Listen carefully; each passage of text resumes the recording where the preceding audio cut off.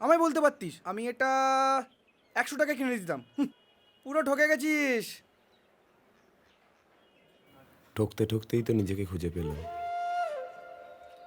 মানে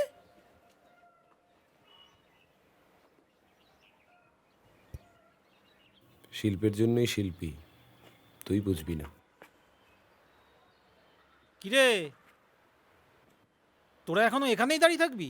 আরে আমাদের নেক্সট ডেস্টিনেশন শুশুনিয়া, ভুলে গেছিস? হ্যাঁ,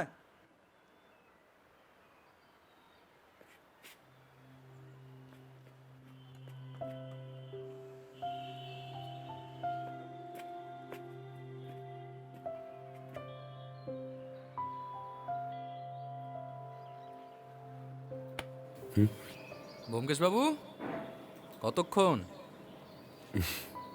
দেরি হয়ে যাবে তো, চলো।